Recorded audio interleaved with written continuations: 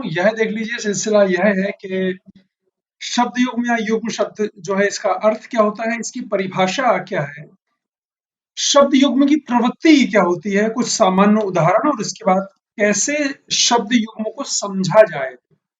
तो मैं वह आपको बताऊंगा कि ऐसे शब्द युग्म को समझा जाए। इससे पहले कि मैं इस विषय को लेकर आगे बढ़ूं, एक बात जो हमारे विद्यार्थियों को बिल्कुल पता होनी चाहिए वह यह है कि प्रतियोगी परीक्षा का जो स्वरूप होता है, जो उसकी जो प्रकृति होती है, जो उसकी प्रवृत्ति होती है, बड़ी भिन्न होती है। सामान्य परीक्षाओं से प्रतियोगी परीक्षाओं की इस भिन्न प्रवृत्ति का आधार होती है उसकी कठिनता, उसकी व्यापकता, उसका दृष्टिकोण और उससे अधिक परीक्षक के वो मापदंड जो विषय विशेष को लेकर विद्यार्थियों के सम्मुख प्रस्तुत होते हैं। और इन सभी को मद्देनजर रखते हुए हमने सभी जो उपविषय हैं व्याकरण के या हिंदी के पहलू हैं उनको हमने तैयार किया है, जिससे हमारे विद्यार्थियों को किसी भी किस्म की कोई परेशानी ना हो, कोई भ्रम की अवस्था उनके पास ना रहे। चलिए शुरुआत करते हैं शब्द युग्म की। सिलसिला आपके सामने है, मैं आगे बढ़ रहा हूं। शब्द युग्म का अर्थ है, जो शाब्दिक अर्थ है वह है जोड़ा, अर्थात दो शब्दों का समूह या दो शब्दों का जोड़ा, यह युग्म शब्द की सामान्य परिभाषा है। अर्थात दो शब्दों का समूह शब्द युग्म है। अगर इसके आधार पर हम देखें तो राजा रानी, भाई बहन, यह सब शब्द युग्म है, लेकिन यह शाब्दिक अर्थ है। यहाँ शब्द युग्म में कैसे प्रस्तुत हो रहे हैं, यहाँ वह पर्यायवाची नहीं है, यहाँ वह विलोम नहीं है, यहाँ उनका स्वरूप, उनकी प्रकृति, उनकी प्रवृत्ति कैसे भिन्न है, यही हमें समझना है। इसलिए मैंने यह दो उदाहरण यहाँ पर लिखे कि क्या यह भी शब्द युग्म है। तो हाँ, शाब्दिक अर्थ में, लेकिन शब्द युग्म और कैसे वो भिन्न होते हैं देखिएगा। मैं आगे बढ़ रहा हूँ। शब्द युग्म की परिभाषा आपके सामने है। हिंदी के अनेक ऐसे शब्द हैं जिनका उच्चारण प्रायः समान होता है, उच्चारण प्रायः समान होता है, किंतु उनके अर्थ भिन्न होते हैं। ऐसे ही शब्द युग्म शब्द कहलाते हैं। हिंदी के ऐसे कई शब्द हैं, अनेक शब्द हैं जिनका उच्चारण प्रायः एक जैसा होता है, लगभग लगभग एक समान जैसा, लेकिन उनके अर्थ सर्वदा भिन्न होते हैं, अलग होते हैं। ऐसे ही शब्द युग्म शब्द कहलाते हैं। अर्थात ऐसे शब्द जो उच्चारण की दृष्टि से असमान होते हुए भी समान होने का भ्रम पैदा करते हैं। युग्म शब्द अथवा अर्थ अर्थ अथवा श्रुति सम भिन्नार्थक, श्रुति सम, सुनने में समान लेकिन अर्थ भिन्न, श्रुति सम भिन्नार्थक, श्रुति सम, सुनने में समान, भिन्नार्थक, अलग अर्थ वाले शब्द कहलाते हैं। श्रुति सम भिन्नार्थक शब्दों का प्रयोग गद्य की अपेक्षा पद्य में सर्वाधिक अधिक होता है। गद्य की अपेक्षा पद्य में अधिक होता है। इन्हें श्रुति सम भिन्नार्थक शब्द कहते हैं। उच्चारण एक सा होता है लेकिन अर्थ भिन्न होते हैं। यह शब्द युग्म की एक स्वाभाविक परिभाषा, और इसलिए मैंने आपको प्रारंभ में कहा था कि यहाँ विलोम या पर्यायवाची जैसे शब्दों की जोड़े नहीं है। यहाँ पर शब्द युग्म अलग है, और यही जो भाषा और शब्दों का विन्यास और उनकी प्रवृत्ति है, यही हिंदी को समृद्ध करते हैं दरअसल। तो प्रतियोगी परीक्षाओं में क्यों यह प्रश्न पूछे जाते होंगे, यह प्रश्न निश्चित रूप से विद्यार्थियों के मस्तिष्क में आता होगा। हम शनही शनही जैसे जैसे आगे बढ़ते हैं हम समझते जाएंगे। बहरहाल आप एक बार ये देख लीजिए कि शब्द युग्म की जो प्रवृत्ति होती है वह क्या होती है। शब्द युग्म की प्रवृत्ति क्या होती है? शब्द युग्म उच्चारण के आधार पर समान लगते हैं किंतु होते नहीं।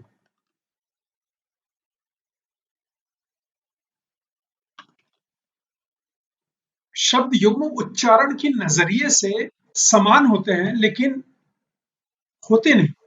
अर्थात उच्चारण के नजरिए से समान है लेकिन समान नहीं होते, अर्थात असमान होते हैं। जैसे बलि, बलिदान, बलि, वीर। अब अगर आपने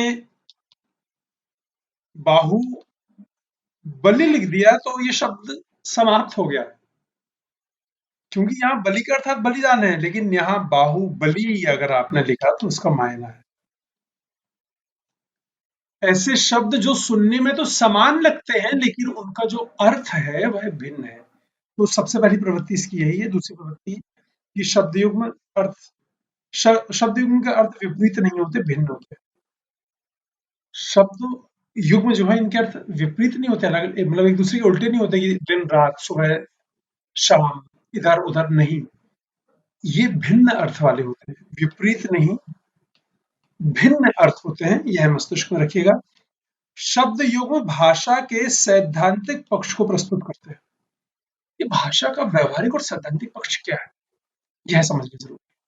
हम व्यवहार में जिन शब्दों का प्रयोग करते हैं और सैद्धांतिक तरीके से जिन शब्दों का प्रयोग करते हैं, तो सैद्धांतिक यहाँ इसलिए है क्योंकि यह जो शब्द है और इनकी जो प्रवृत्ति है यह साहित्य में पद्य में अधिक प्रस्तुत होती है, तो वहां पर इनका जो प्रयोग होता है वह व्यवहार की अपेक्षा सैद्धांतिक मूल्यों के सैद्धांतिक पक्ष के आधार पर अधिक होता है। शब्द युग में अर्थ भिन्नता का बुनियादी कारण मात्रा और वर्ण होते हैं। उदाहरण रखा है आपके सामने, एक और उदाहरण दे दूं। चिता, चिंता। अब देख लीजिए यहाँ पर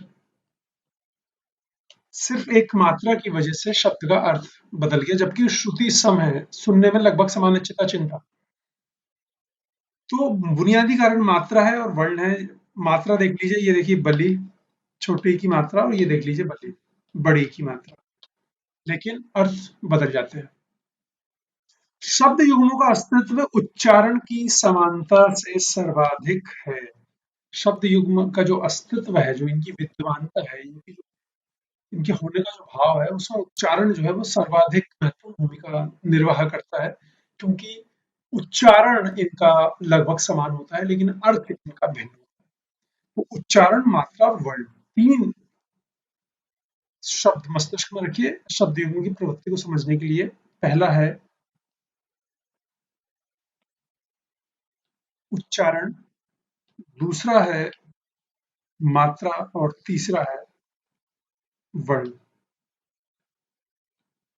यह अपने दिलो दिमाग में रखिए कि उच्चारण, मात्रा और वर्ण यही शब्द युग्म की प्रवृत्ति को बहुत अच्छे से प्रस्तुत करते हैं। मैं आगे बढ़ रहा हूं। शब्द युग्मों के कुछ सामान्य उदाहरण, आपको सामान्य उदाहरण शब्द युग्मों को देख लीजिए। वो यह है कि ऐसे शब्द जो सुनने में समान लगे, एक से लगे, लेकिन उनके अर्थ भिन्न हो। अस्त्र, शस्त्र, लेकिन अस्त्र का मायना होता है जो हथियार हाथ से फेंक कर चलाया जाए, हाथ से फेंका जाए। बाण, भाला, हथगोला, ये छूट जाते हैं हाथ से। शस्त्र जो हाथ में पकड़े पकड़े चलाया जाए, जैसे तलवार, बंदूक। तो शस्त्र वह होता है जो आप हाथ में रखे हुए चलाएं, लेकिन जो अस्त्र होता है वह फेंक कर चलाया जाता है। आत्मीय, आत्मिक, आत्मीय जो अपना हो और आत्मिक जो आत्मा का हो। देखिए, श्रुति सम लेकिन अर्थ कितना भिन्न है। आवश्यक, अनिवार्य। हम दोनों शब्दों का प्रयोग बहुत व्यवहार में सामान्य रूप में कर लेते हैं, इसलिए मैंने कहा था कि सैद्धांतिक पक्ष महत्वपूर्ण होता है। व्यवहार में चूक हो जाती है। देखिए, आवश्यक, जरूरी, अनिवार्य, जो अत्यंत आवश्यक हो, जिसे छोड़ा ही ना जा सके। अनिवार्य, कंपल्सरी, नेसेसरी। ये बुनियादी अंतर। मैं आगे बढ़ रहा हूं। आयु, अवस्था, दो शब्द हैं, दोनों के अर्थ देख लीजिए। आयु जन्म से मृत्यु तक का समय। हम पूछते हैं आपकी आयु क्या है? आप कोई अपनी आयु कैसे बता सकते? किसी को अपनी मृत्यु थोड़ी बताएगी, सर मैं 72 साल का, मेरी आयु 72 वर्ष की, नहीं। लेकिन आपकी अवस्था, आपकी उम्र क्या है? लेकिन हम उम्र के पर्यायवाची में आयु लिख देते हैं, क्योंकि संदर्भित अर्थ है। यहाँ यह ध्यान रखिएगा। तो इन शब्दों के श्रुति संभिन्नार्थक अर्थ।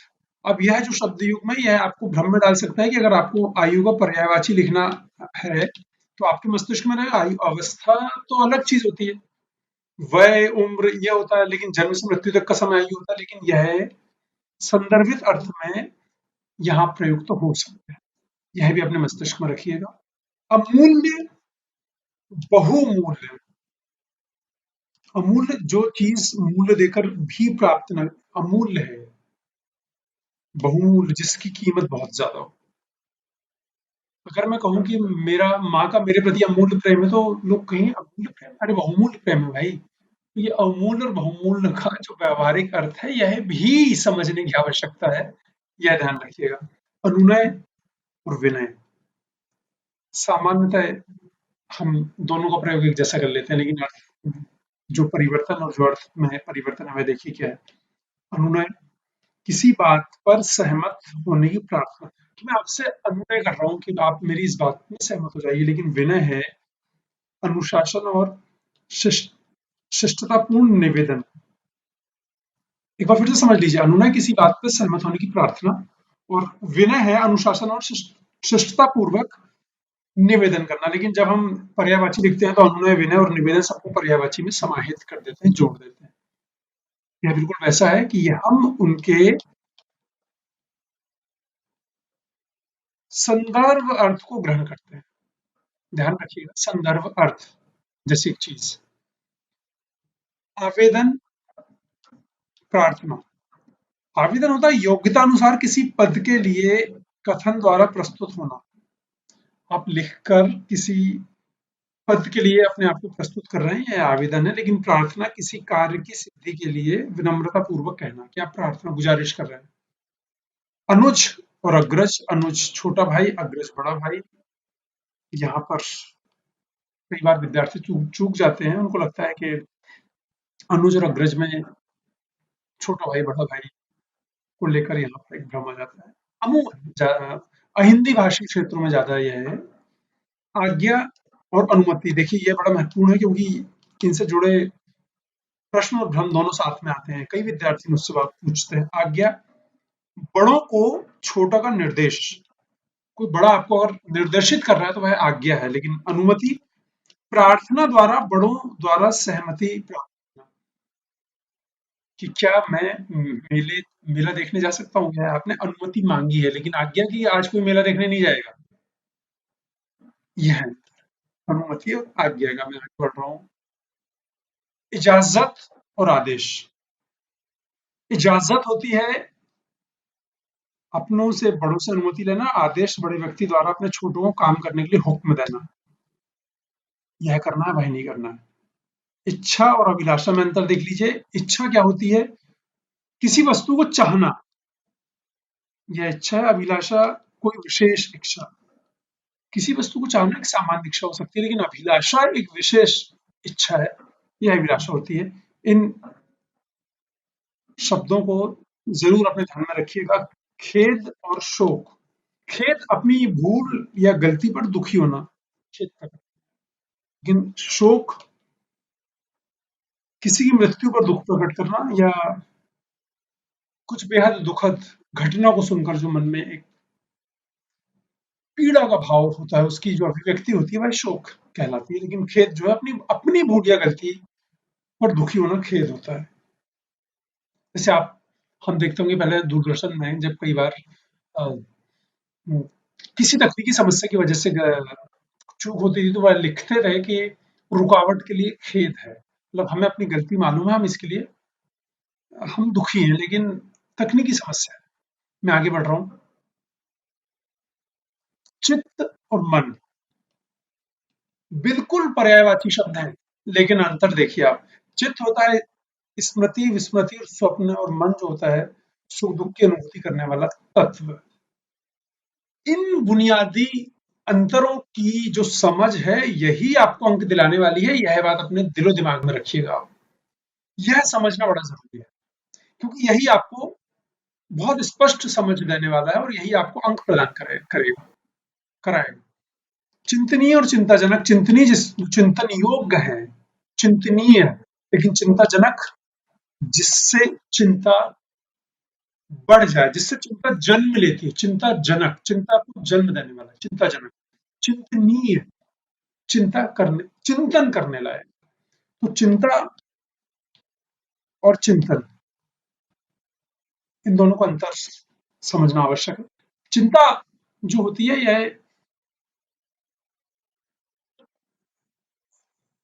यह एक किसी अशुभ की आशंका से जन्म लेती है, लेकिन चिंतन जो होता है यह एक मन और मस्तिष्क, और मैं तो कहूंगा कि मस्तिष्क की एक सक्रिय अवस्था होती है जिसमें कि वह किसी विषय विशेष, वस्तु विशेष, व्यक्ति विशेष, स्थान विशेष का चिंतन करता है। ध्यान रखिएगा। तीर तट, ये महत्वपूर्ण शब्द है, ये सब अपने ध्यान में रखिए आप, बहुत महत्वपूर्ण है।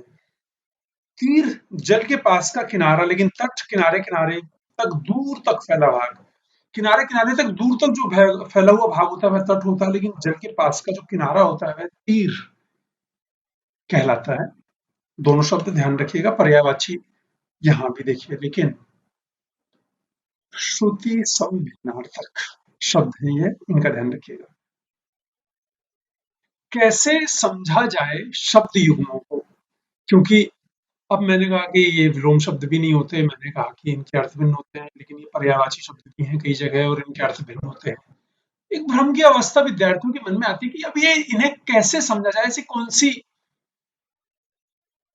कौन सी समझ का विकास हो जिससे कि हम हमें आसानी हो। देखिए वो क्या है, मैं आपको बता दूं, ये 4-5 चीजें अपने दिमाग में रखेंगे आप, तो आपका काम बड़ा आसान हो जाएगा। काव्य बोध शब्द युग्मों को समझने में सबसे बुनियादी तरीका। सबसे ज्यादा शब्द युग्मों का जो प्रयोग होता है वह पद्य में होता है, अर्थात कविता में होता है। अगर आपके पास काव्य बोध है, अर्थात कविता की समझ है, अगर आप कविता पढ़ते हैं तो उनमें जो शब्द आते हैं और उन शब्द का जो अंतर है और उन शब्द का जो अर्थ है और उन शब्दों का जो भाव है, अगर आप यह समझते हैं, यह अभ्यास आपको बहुत गहरी समझ देगा शब्द युग्म के लिए। तो कविताएं जो है यह शब्द युग्म को समझने का बड़ा बुनियादी तरीका है। पर्यायवाची शब्दों का बोध, आपको पता होना चाहिए कि किस शब्द का कौन सा पर्यायवाची शब्द है, लेकिन साथ साथ यह भी कि उसका भिन्न अर्थ क्या है, इसलिए मैंने बाद में लिखा है शब्दों के संदर्भ अर्थ का बोध भी होना चाहिए। संदर्भ अर्थ, आप वही उदाहरण देख लीजिए, मन, अब चित्त, मन और चित्त ये दो शब्द हैं। आप देखेंगे मन के पर्यायवाची में चित्त आएगा, लेकिन संदर्भित अर्थ क्या है, बुनियादी जो बात है वह यह है कि आप इनका अगर वाक्य प्रयोग करके अभ्यास करेंगे तो बहुत आराम से आपकी समझ बन जाएगी। चित्त, या अनुरागी चित्त की गति समझे ना कोई, ज्यो ज्यो बूढ़े श्याम रंग त्यों त्यों उज्जवल हो। अब ये इस दोहे में आप चित्त को देख लीजिए। अब एक कविता में देख लीजिए, उधव मन भय न 10-20, एक हतो तो गयो श्याम संग कौन आराधे ईस। अब यहाँ मन है, एक हतो तो गयो, या अनुरागी चित्त की, मतलब ये चित्त जो अनुराग से भरा हुआ है। अब यहाँ देखिए कितना स्पष्ट अर्थ मन और चित्त का आपके सामने आ जाए। तो आप, अगर आपके पास काव्य बोध है तो आपका काम आसान है।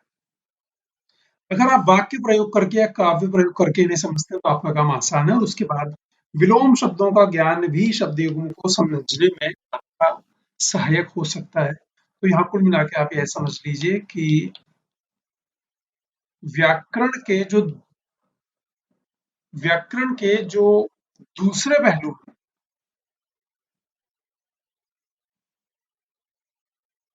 यह आपको शब्द युग्म समझने में बड़ी आसानी, बड़ी सरलता देंगे।